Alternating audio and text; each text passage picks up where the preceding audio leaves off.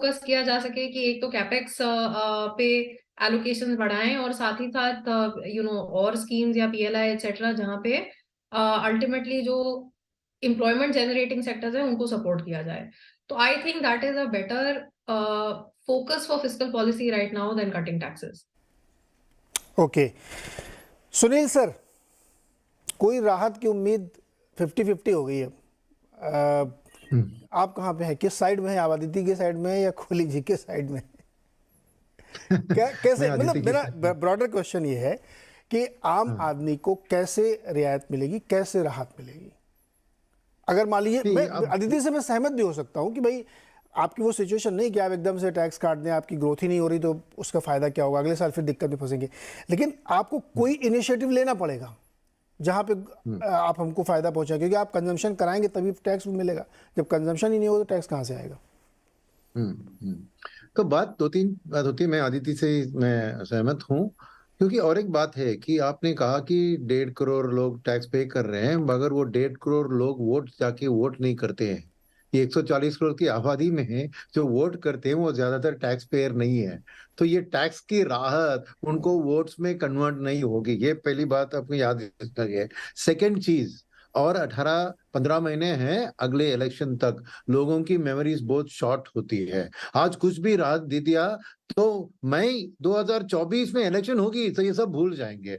तो ये अभी करने उनको उससे भी फायदा नहीं होगा।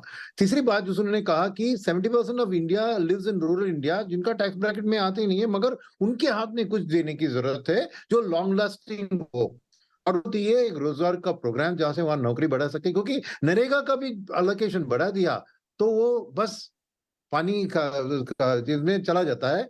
तो मेरे ख्याल में राइट, गवर्नमेंट को ये लास्ट फुल बजट जो है उसमें कैपिटल क्रिएशन के लिए जो भी करनी चाहिए, वहां पे long term capital gains tax, क्योंकि आपने अगर डेटा देखा ना तो ये long term capital gains tax के कारण उनको ज्यादा इनकम नहीं मिला है। अब 1 साल का टैक्सेशन है इक्विटी के लिए, 3 साल का डेट के लिए, 2 साल का हाउसिंग के लिए। तो एक रैशनलाइजेशन कर देंगे कि सभी का एक ही टाइम फ्रेम में हो, शायद 3 साल, वो एक बात हो सकती है जो एक पॉजिटिव मूड क्रिएट कर सके कैपिटल मार्केट के लिए, जहां से फिर गवर्नमेंट के लिए फाइनेंसिंग ऑफ द इंफ्रास्ट्रक्चर के लिए कैपिटल मार्केट से एक बहुत बड़ा हिस्सा होता है।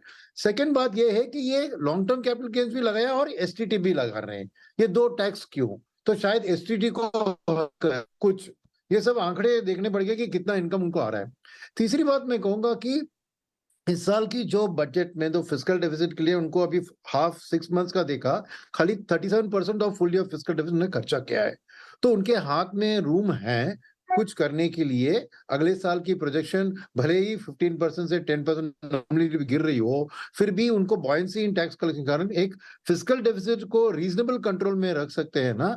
तो मेरे ख्याल में उसको वो इस्तेमाल करेंगे इंफ्रास्ट्रक्चर और एम्प्लॉयमेंट जनरेशन, ये दो बड़े मुद्दे होंगे उनके पास, क्योंकि वही एक लास्टिंग इफेक्ट हो सकती है जो अल्टीमेटली उनको वोट्स चाहिए ना इलेक्शन जीतने के लिए। तो मेरे ख्याल में ये जो इनकम टैक्स पेयर्स को राहत थोड़ा बहुत कर सकते हैं, जैसे स्टैंडर्ड डिडक्शन को बढ़ा सकते हैं, ये एक which will go long, because psychologically एक अच्छा मोमेंटम क्रिएट करेगी, इनकम में ज्यादा उनको नुकसान नहीं होगा। तो मेरे ख्याल में स्टिल वो एक पॉजिटिव फीलिंग करने के लिए शायद ये tinkering around the tax rates कुछ कर सकते हैं। कुछ से काम नहीं बनेगा सर। अच्छा, एक बार पहले आप मुझे मार्केट में बताइए, ये जो कैपिटल गेन्स का मामला चल रहा है कि रैशनलाइज कर दे 1 साल 2 साल 3 साल वाला, ये इसको लेकर के कुछ लोगों को आशंकाएं हैं कि अगर आप ये इस पे बहुत ज्यादा जाएंगे तो मार्केट में थोड़ी उथल पुथल हो सकती है। टच मत करिए, कुछ मत करिए तो हम खुश हैं, मत करिए कुछ। बिल्कुल, मगर म्यूचुअल फंड के लिए है, मेरे को 1 साल से 3 साल हो गया तो मेरी असेट्स भी लॉन्ग टर्म बन जाएगी। 1 साल के बाद रिडम्पशन नहीं आएगा। तो म्यूचुअल फंड इंडस्ट्री के तौर पे ये 3 साल इक्विटी के लिए बन गया, तो लॉन्ग टर्म तरीके से पैसा आएगा तो उसका मैनेजमेंट भी अच्छा चलेगा। तो मैं हमारी इंडस्ट्री से हिसाब से ये पॉजिटिवली देख रहा हूँ कि एक lengthening of the tax means एक लॉन्ग टर्म आउटलुक आएगी, वो अच्छी बात होगी। मार्केट शॉर्ट टर्म में थोड़ा रिएक्ट होगी, बट एफआईएस के ऊपर जो कैपिटल गेन्स के ऊपर टैक्सेशन है उसके ऊपर शायद गवर्नमेंट थोड़ी सोच सकती है, क्योंकि वो एफआई का कैपिटल बहुत इंपॉर्टेंट है इंडिया के लिए, एफआई और एफडीआई के लिए। तो शायद उसमें भी उनका एक सोच होगा कि how to make it more welcoming to the capital coming into the country. Okay, Shubman sir, बताइए आप, आम आदमी को कुछ मिलेगा कि नहीं मिलेगा इस बजट में? वो क्या उम्मीद करे, कहाँ से, किस जगह से उसको अच्छी खबर सुनने को मिल सकती है? वो टैक्स के फ्रंट में हो, डायरेक्ट बेनिफिट के फ्रंट में हो, किसी भी फ्रंट में हो, आपका अंदाजा क्या लगता है? नीरज जी, मुझे लगता है कॉमन मैन के हिसाब से बोले या जैसे भी बोले, गिग इकोनॉमी हैज बिकम सबसे बड़ा चीज। ज्यादातर लोग आजकल कॉन्ट्रैक्ट एम्प्लॉयमेंट में जा रहे हैं, कंसल्टेंसी के काम में जा रहे हैं। उनके ऊपर इस वक्त जीएसटी के 18% टैक्स और इनकम टैक्स के करीब 32% टैक्स जो बनता है, इसका अर्थ है कि करीब 50% उनका इनकम टैक्स में चला जाता है। ये एक एडजस्टमेंट है जो बहुत जरूरी बन रहा है, और ज्यादातर लोग जब इस इनकम लेवल में इस चीज के अंदर आ रहे हैं तो उनके इनकम के ऊपर एक बहुत बड़ा चोट पड़ रहा है। तो मुझे लगता है इनकम टैक्स से ज्यादा अगर जीएसटी में 18% वाला जो रेट है उसको रीजिक किया जाए, और जिसमें सेंटर और स्टेट्स दोनों के रोल बहुत ज्यादा है, तो ये एक बहुत बड़ा रिलीफ आएगा इनकम टैक्स में। सारी मार्केट इकोनॉमी में आप जो कह रहे हैं कि कंजम्पशन बढ़ नहीं रहा है, वो कंजम्पशन वगैरह को एक रिलीफ देने के लिए, इम्प्रूव करने के लिए, प्राइवेट फाइनल कंजम्पशन एक्सपेंडिचर में जो ढीलापन चल रहा है उसमें ये बहुत बड़ा फर्क लाएगा। ये तो मेरा पहला कहना है। और साथ में अभी चूंकि जीएसटी का जो रफ्तार बन चुका है उसको अगर हम देखें तो उसमें ज्यादातर जो स्पीड है वो आईजीएसटी के वजह से हो रहा है। इसीलिए सेंटर एक रिस्क ले सकते हैं कि 18% का जो टैक्स रेट है उसको कट करने से बहुत ज्यादा फर्क नहीं आएगा जीएसटी कलेक्शंस में। लेकिन फिर भी ये चीज बजट के अंतर्गत नहीं है, ये बजट और स्टेट्स दोनों का तालमेल का बात है, और इसको मैं बहुत बड़ा एक चेंज मानूंगा जो इकोनॉमी में बहुत बदलाव का संकेत ला सकता है, और जरूरी भी है। दोनों तरह से प्रोडक्टिविटी एक्सपेंडिचर को भी फिलिप मिलेगा, साथ में इनकम रैशनलाइजेशन के ऊपर एक बहुत बड़ा असर आएगा।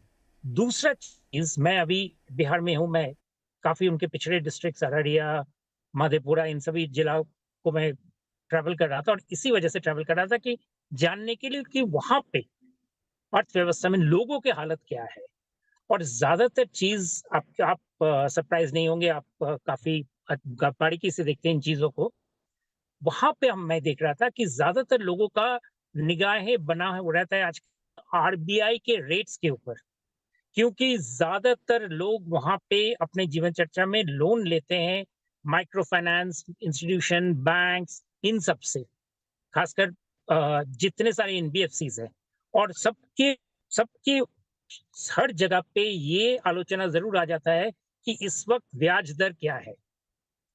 इसीलिए केंद्र सरकार अगर फिस्कल डेफिसिट को सही रखे, एक बैलेंस्ड बजट रखे, और आरबीआई के लिए जगह बनाए कि वो रेट को आगे ना बढ़ाए।